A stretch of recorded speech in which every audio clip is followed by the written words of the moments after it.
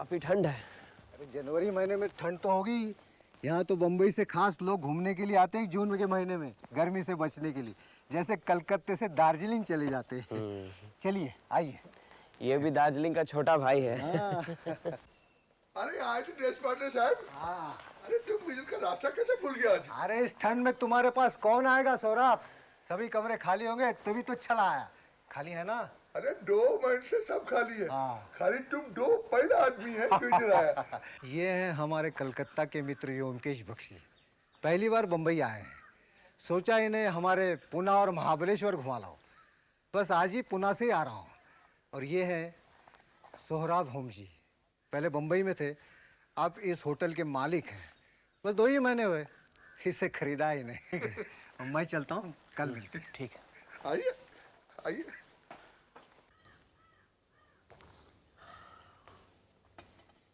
तुम बंगाली है ना, पर तुमको जान के ये ताज्जुब होगा कि 2 महीना पहला इस होटल का मालिक भी बंगाली होता।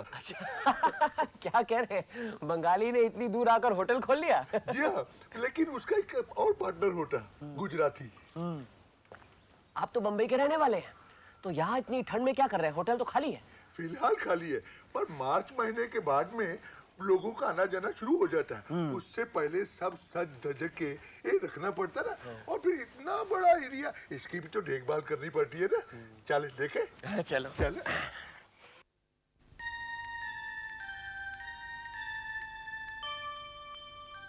काफी गहरी खाई है। बहुत बड़ी खाई है, बहुत बड़ी।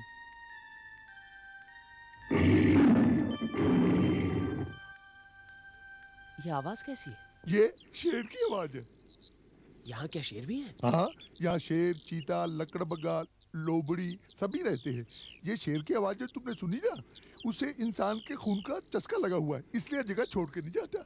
अच्छा, ये शेर कहीं ऊपर तो नहीं आते? अरे नहीं नहीं, ये जंगल से बाहर नहीं निकलता। शेर इंसान को खाता जरूर है, लेकिन सबसे ज्यादा डरता भी उससे है। आपने सर्कस में नहीं देखा? इस शेर ने कितने आदमियों को खाया है? मैं तो सिर्फ एक के बारे में जानता हूँ। बड़ी दिल दहलाने वाली कहानी है। अच्छा, क्या कहानी है? कहानी नहीं, ये सत्य घटना है। करीब 6 साल पहले मानिक मेहता एक गुजराती और विजय विश्वास एक बंगाली, दोनों ने मिलकर महाबलेश्वर में ये होटल खोला था। दोनों बराबर के साझेदार थे। मेहता के रुपए और विश्वास की मेहनत। मेहता के और भी कई धंधे थे, इसलिए वो महाबलेश्वर में नहीं रहता था, बीच बीच में आता जाता था। और होटल का पूरा करता धरता था विश्वास। असल में होटल की पूरी देखभाल करती थी विश्वास की पत्नी हेमवती। मानिक मेहता आदमी कैसा था? बहुत ही दुष्ट और पाजी आदमी था। उसकी 3 औरत थी, एक बंबई में, एक गोवा में और तीसरी अहमदाबाद में। वो अक्सर इन तीनों जगह पर भी रहता था। उसके कई गैर कानूनी धंधे थे, जैसे शराब की बूटलेगिंग, सोने की तस्करी।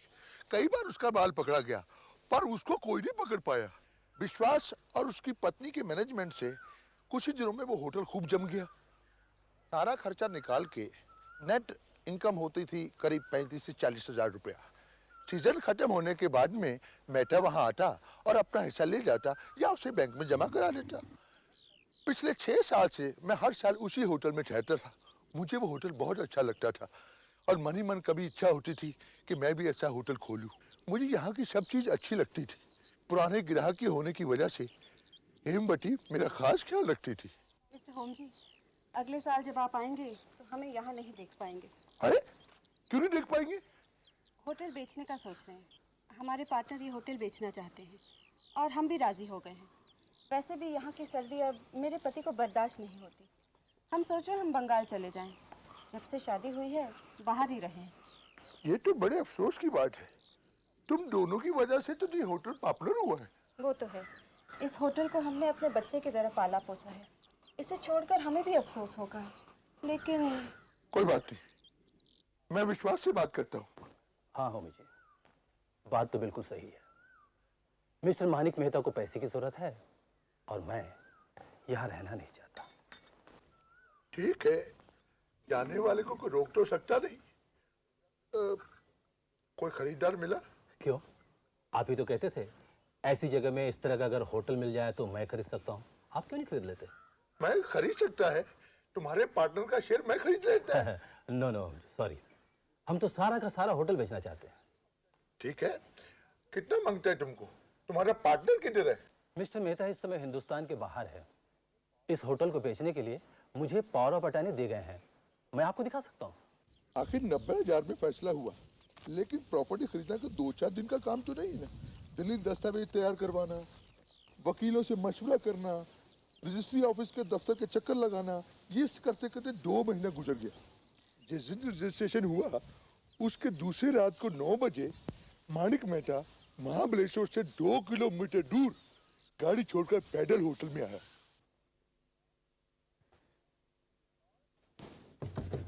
कौन? मैं मानिक भाई, खोलो। आइए मानिक भाई, आइए आइए बैठिए। आप गाड़ी नहीं लाए? नहीं, गाड़ी मैं महाबलेश्वर के बाहर छोड़कर आया हूँ। होटल का सौदा हो गया? हाँ हो गया। अच्छा हुआ आप आ गए। आपने खाना खाया? है कुछ खाने को? हाँ, मैं अभी बना देती हूँ। ज्यादा कुछ मत बनाना भाभी। दूसरे दिन सुबह हेमवती ने जो कुछ मुझे कहा वो सुनकर मैं दंग रह गया। मैं जब वहाँ से चली गई तो मैंने सुना कि दोनों बातें करते करते कमरे से बाहर पिछवाड़े के मैदान में चले गए। मुझे ताज्जुब हुआ कि इस ठंड में वो बाहर कैसे गए। मेरे पति को वैसे भी ठंड बर्दाश्त नहीं होती, लेकिन फिर मैंने सोचा कि शायद यूं ही चले गए हों। मुझे बिल्कुल भी शक नहीं हुआ कि कुछ गड़बड़ हो सकती है। अचानक एक चीखने की आवाज़ आई। मेरे पति की चीखने की आवाज़ थी। मैं घबरा कर बाहर भागी तो मैंने देखा कि मानिक मेहता तूफान की तरह दौड़ता हुआ मेरी तरफ आ रहा था। उसने मुझे जोर से धक्का दिया, मुझे गिरा दिया और होटल के बाहर भाग गया। मैं सबसे पहले उठ के बाहर गई तो वहाँ कोई नहीं था। जब मैं अंदर आई तो मैंने देखा कि तिजोरी का दरवाज़ा खुला हुआ है और उसमें जितने भी रुपए थे सब के सब गायब। कितने रुपए थे? सारे के सारे करीबन 1.5 लाख। 1.5 लाख? तब हेमवती को सब समझ में आ गया। उसके पति को ढकेलकर गहरी खाई में फेंककर माणिक मेहता सारे रुपए लेकर भाग गया। एक चीख मारकर वही हेमवती बेहोश हो गई। दूसरे दिन सुबह पुलिस आई। 2-4 दिन की छानबीन के बाद कुछ और बातें भी पता चली। तब से माणिक मेहता फरार है। उसने दुबई से 3 लाख रुपए का सोना मंगाया था जो कस्टम ने पकड़ लिया। तब उसके पास पैसे नहीं थे, इसलिए उसने अपने बंगाली पार्टनर की हत्या की और 1.5 लाख रुपए लेके लापता हो गया। लाश बरामद हुई? नहीं। 2 दिन बाद पुलिस खाई में उतरी। उसने देखा विजय विश्वास के शरीर का कोई भी अंग बाकी नहीं था। कुछ हड्डियां, मफलर और कुछ खून से सने हुए कपड़े पुलिस लेकर वापस आ गई। शेर ने उसे पूरा खा लिया था, इसलिए पुलिस ने माणिक मेहता के खिलाफ उसका वारंट जारी कर दिया। और हेमवती?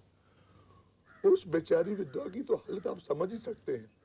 मैंने उसे बहुत समझाया कि यही काम कर ले, अच्छी तनख्वाह का भी लालच दिया, लेकिन उसका मन टूट चुका था और वो हमेशा हमेशा के लिए महाबलेश्वर छोड़कर चली गई। आइए, ये है आपका कमरा। बहुत अच्छा। इस कमरे में पहले विजय विश्वास और उसकी पत्नी रहते थे, लेकिन हेमवती के जाने के बाद ये कमरा जैसे था वैसा ही है। आपको कोई तकलीफ तो नहीं दे? जी नहीं, कोई तकलीफ नहीं। आपने तो सब इंतजाम कर दिया है। जाइए, आप आराम कीजिए। अगर आपको सुबह जल्दी उठने की आदत हुए तो वो घड़ी पड़ी है, उसमें अलार्म है, और रात को अगर टॉर्च की जरूरत पड़े तो इस्तेमाल कर सकते हैं। बहुत बहुत धन्यवाद। तो मैं चलूं? जी। Good night. Okay, good night.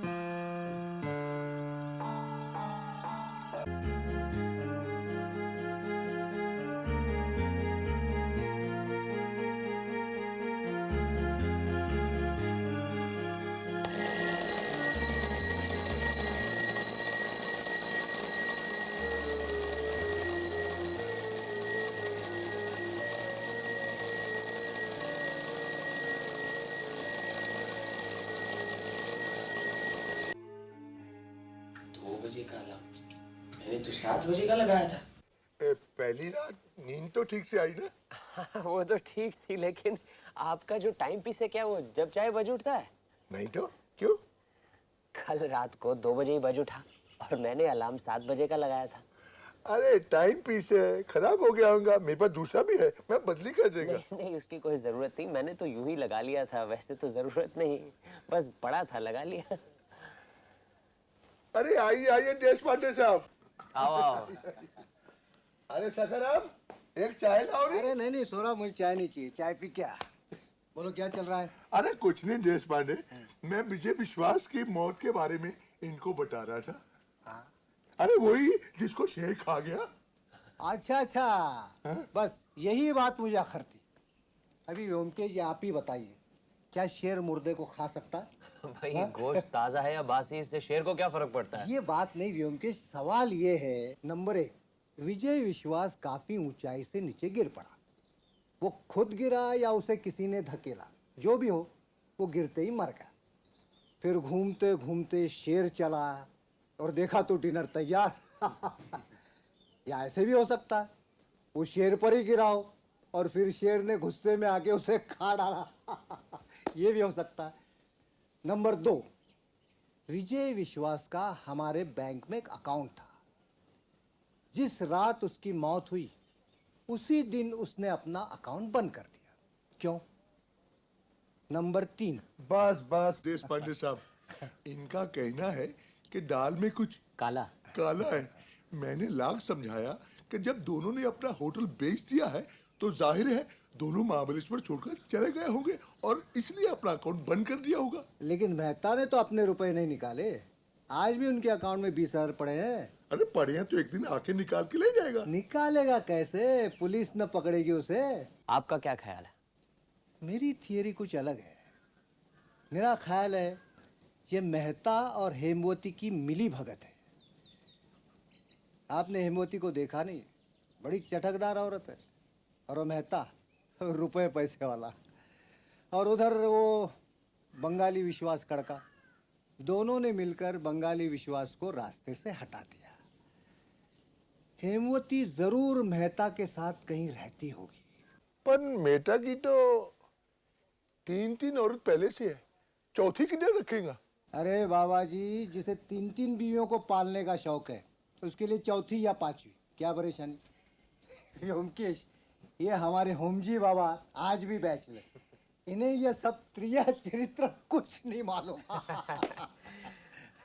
अच्छा, ये हेमवती अब कहाँ है? पता नहीं, और मानिक मेहता अब कहाँ होगा, कुछ मालूम है? किसी को भी मालूम नहीं। दोनों की कोई तस्वीर या फोटो है आपके पास? जब भी होटल नया नया शुरू होता तब एक ग्रुप फोटो होती जिसके अंदर में हेमवती, विजय विश्वास और मानिक मेहता का फोटो होता, पर अब उसका भी मालूम नहीं किधर है। आप ही बताइए व्योमकेश, आपको क्या लगता है, मेरा अंदाज सही है या गलत? ऐसे कुछ पॉइंट जरूर हैं जो कि शक की तरफ इशारा करते हैं। जैसे कि यहाँ से मानिक मेहता कहाँ गया, हेमवती कहाँ गई। आज भी मानिक मेहता के अकाउंट में 15-20 हजार रुपए क्यों हैं, है ना? और जिस रात विजय विश्वास की मौत हुई उसी दिन उसने अपने बैंक का अकाउंट बंद कर दिया। छानबीन तो होनी चाहिए, शक की कोई गुंजाइश नहीं रहनी चाहिए। That's it. Thank you very much Byomkesh. आपकी तारीफ झूठी नहीं है। आप जरा छानबीन कीजिए, आप देखेंगे मेहता और हेमवती कहीं घोंसला बनाए बैठे हैं।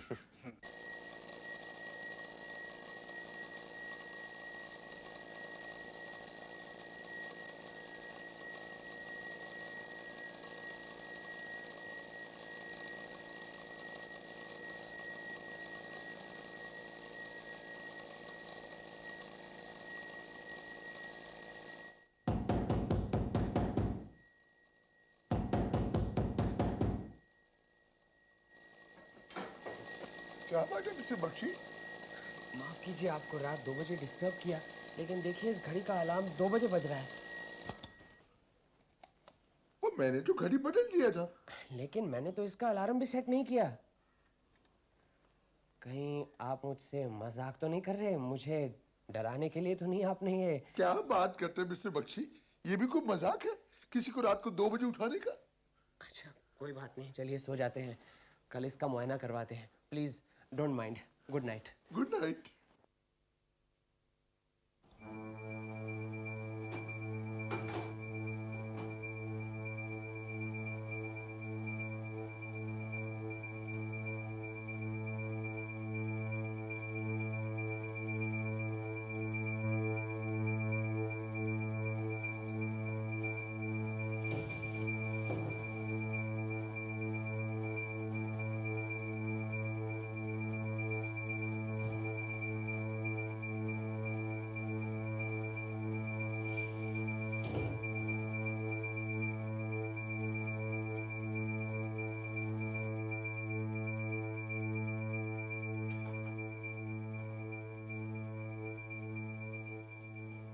ये घड़ी 2 बजे क्यों बज उठती है?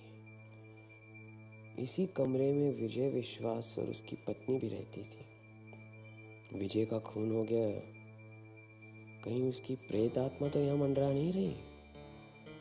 और फिर विजय ने उसी दिन अपने बैंक का अकाउंट क्यों बंद कर दिया?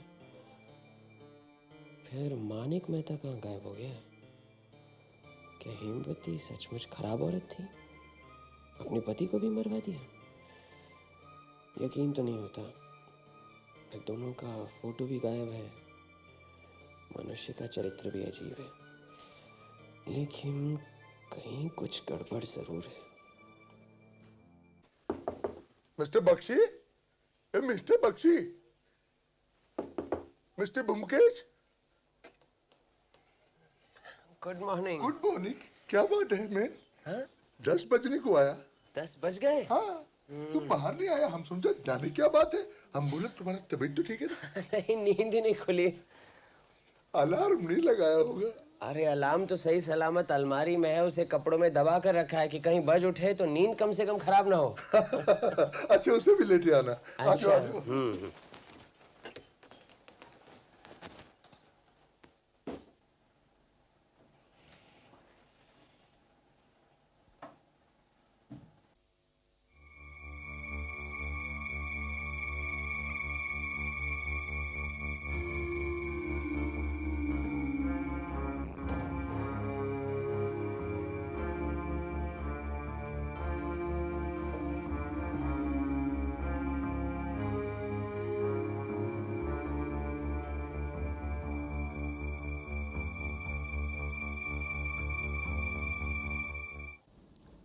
क्या लिखा है? तुम ही पढ़ लो। तुम ही बताओ ना, सब खैरियत है ना? लिखा है, पहले ही 2 दिन लगातार रात के 2 बजे अचानक अलार्म घड़ी बज उठती थी। लगता है वहां भूतों का डेरा है। भूत का ही लिखा है ना, भूतनी तो नहीं? अरे भाभी, यहाँ तो भूत ही लिखा है। हाँ, तुम अगली चिट्ठी में पूछ लेना कि भूतनी तो नहीं है। अच्छा, और साउथ कलकत्ता का कोई पता दिया है, वहां मुझे किसी औरत के बारे में कुछ पता करना है। हाँ, ये भूतनी हो सकती है। पढ़ो। मैं पढ़कर सुनाता हूं। अगर इस पते पर हेमवती विश्वास ना हो तो कुछ करने की जरूरत नहीं, लेकिन अगर हेमवती विश्वास वहां पर हो तो उसे चंद सवाल करना। मानिक मेहता के साथ जो उनका फोटो था वो कहाँ है? मानिक मेहता के साथ उसका कोई संबंध था या नहीं, ये जानने की कोशिश करना। हेमवती के साथ कब और कहाँ मानिक मेहता की मुलाकात हुई थी? हेमवती की आर्थिक दशा अब कैसी है? घर में कौन कौन है, सब पता लगाना। इसके अलावा तुम्हारे मन में कोई सवाल आए तो उसे भी पूछना और जवाब फौरन मुझे लिख भेजना। कोई भी बात अजीब या संदेहजनक लगे तो मुझे फौरन टेलीग्राम करना।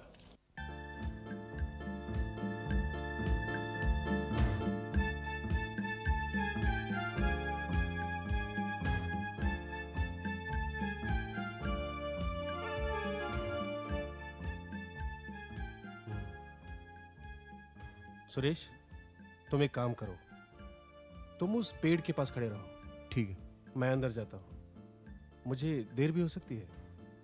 अगर मुझे काफ़ी देर हुई ना तो तुम कुछ भी सिगरेट बीड़ी पीते रहना। ऐसा लगना चाहिए जैसे तुम किसी का इंतज़ार कर रहे हो। मगर ध्यान रखना कि इस मकान से कौन निकलता है, कहाँ जाता है, क्या हुलिया है और कौन अंदर आता है। अगर मैं बुलाऊं ना तो अंदर आ जाना। ठीक है, जाओ।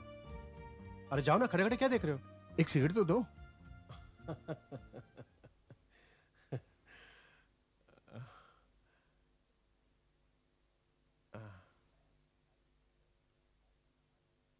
आइए बैठिए। मालकिन नहा रही हैं, बस आती ही होंगी। ठीक है।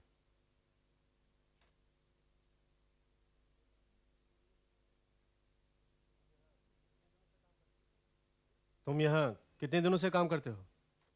नया हूँ सरकार, करीब 1 महीना हुआ है। कहाँ के रहने वाले हो?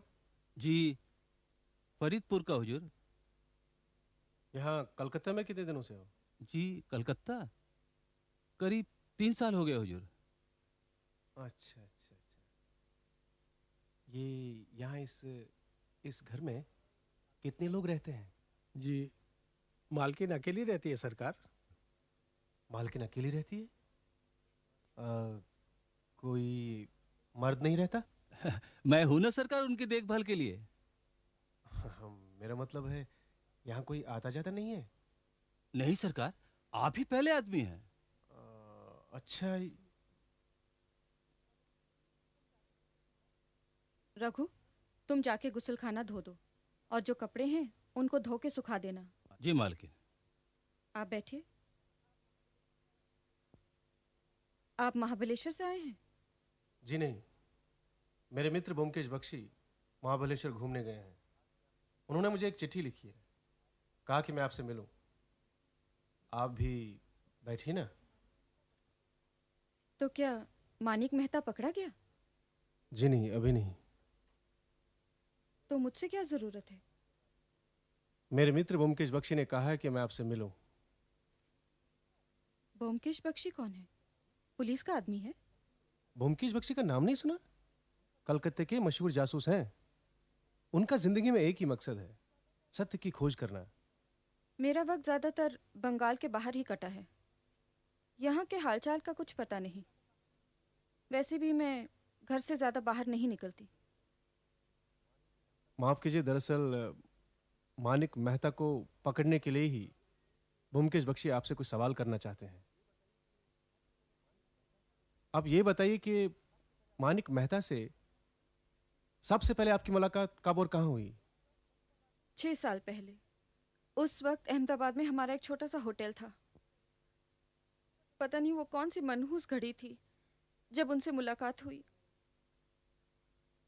अच्छा, क्या आप मानिक मेहता से काफी घुल मिल गई थी? जी नहीं, मैं उन्हें कुल 6 या 7 बार मिली होंगी। उनका उठना बैठना मेरे पति के साथ होता था। वैसे भी वो साल में 1 या 2 बार आते थे, वो भी चोरी छिपे। अपने हिस्से का पैसा लेकर चुपचाप चला जाता था। अच्छा, उनके इस तरह चोरी छुपे आने से आपके मन में कभी कोई शक नहीं पैदा हुआ? जी नहीं, हमने तो सोचा था उनका स्वभाव ही ऐसा है। वो अपने आप को जाहिर नहीं करना चाहता था।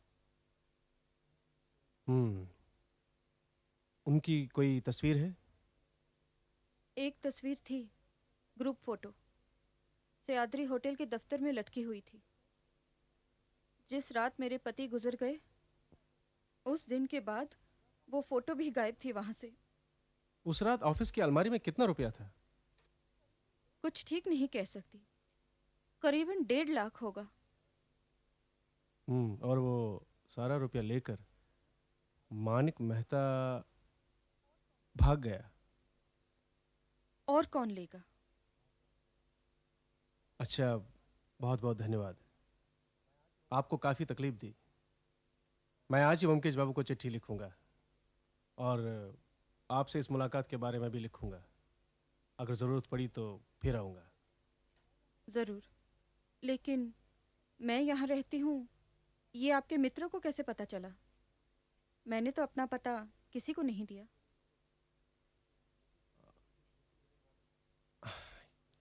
ये तो मुझे नहीं मालूम, लेकिन मुझे पता ब्योमकेश बख्शी ने दिया था। नमस्ते।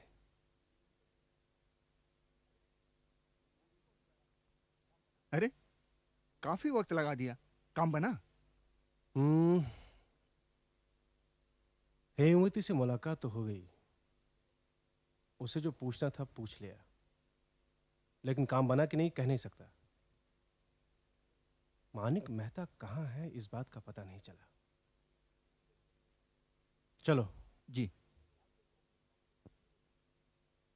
आप जब ब्योमकेश बाबू को चिट्ठी लिखेंगे तो लिखना कि महिला के सोने के कमरे में 2 खाट हैं। तुम्हें कैसे पता चला? आप तो अंदर जाकर जम गए। इस बीच ना कोई मकान में आया न गया। मैं खड़ा खड़ा क्या करता, सोचा क्यों ना मकान की खिड़की से अंदर झांक कर देखूं कि क्या है। अच्छा, और क्या देखा? जो कुछ देखा वो सोने के कमरे में ही देखा, बाकी दूसरे कमरे में तो कुछ था ही नहीं। 2 खाट? 2 खाट तो थे ही, साथ में एक कमरे में लोहे की अलमारी भी है, जिसे वो दाढ़ी वाला नौकर खोलने की कोशिश कर रहा था। तुम्हें पक्का यकीन है कि वो नौकर ही था? उसके अलावा घर में और कोई मर्द नहीं है। देखो टैक्सी आ रही है, शायद खाली है। टैक्सी! अरे तुम्हारी चिट्ठी मिलते ही चला आया, एरोप्लेन से आया हूँ। चलो चलो फौरन निकलना है। अरे पुटीराम, जरा सामान अंदर रख दो तो। चलो चलो चलो।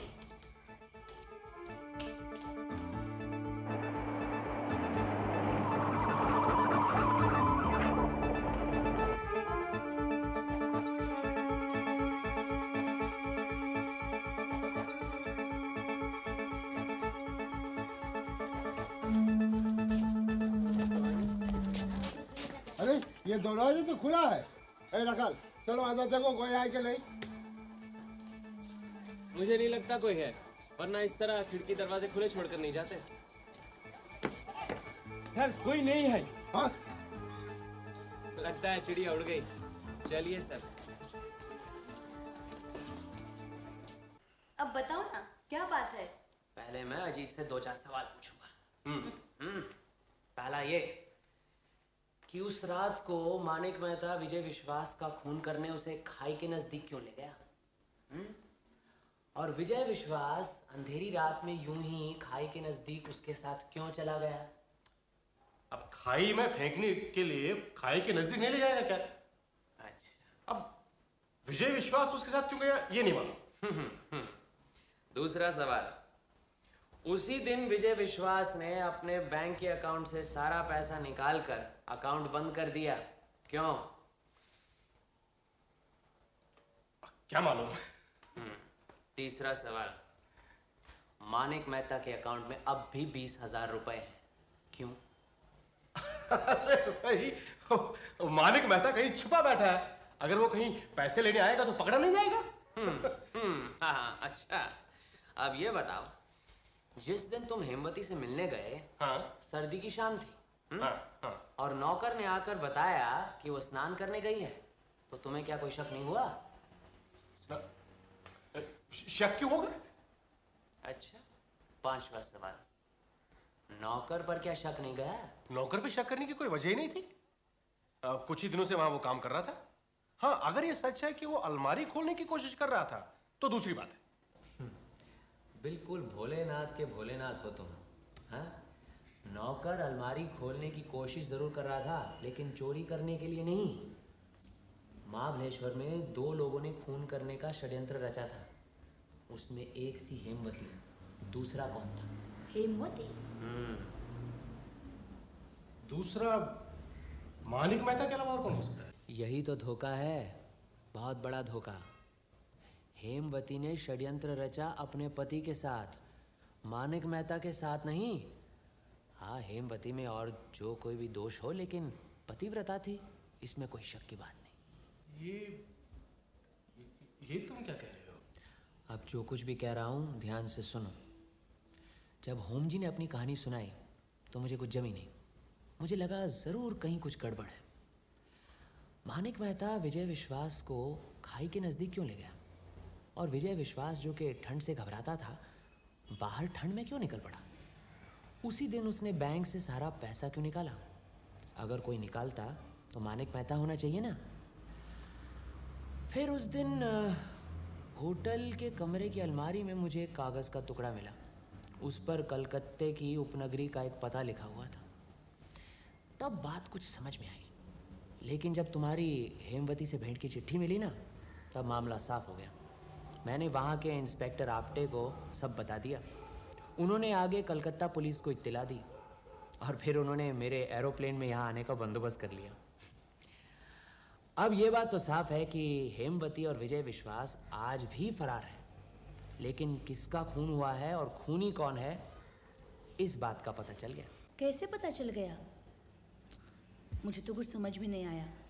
बताओ ना सचमुच क्या हुआ था?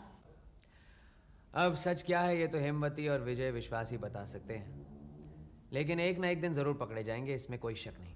फिर पता चलेगा। अब जो कुछ भी हुआ वो कुछ इस तरह है। पिछले साल मानिक मेहता का गैर कानूनी सोना कस्टम वालों ने पकड़ लिया, लेकिन वो पुलिस से बच निकला। अब इतना सारा सोना उसका पकड़ा गया था, कंगाल हो गया। अब उसके पास एक ही पूंजी बची थी, महाबलेश्वर का सह्याद्री होटल। सो उसने फैसला किया कि वो होटल को बेच देगा। नगद पैसों की ज़रूरत थी। अब सवाल ये उठता है कि पैसे अगर होटल बेचकर मिलते हैं तो पैसे कौन लेता? मानिक मेहता या फिर विजय विश्वास भी? जहाँ तक मुझे ख्याल है, मुझे लगता है कि जब होटल खरीदा होगा तो सारे पैसे मानिक मेहता ने दिए होंगे, इसीलिए पैसे तो मानिक मेहता को मिलने चाहिए ना। लेकिन मुझे लगता है कि मानिक मेहता ने इस बार सारे पैसों पर अपना हक जताया होगा। उधर हेमवती और विजय विश्वास दूसरा खेल खेल रहे थे।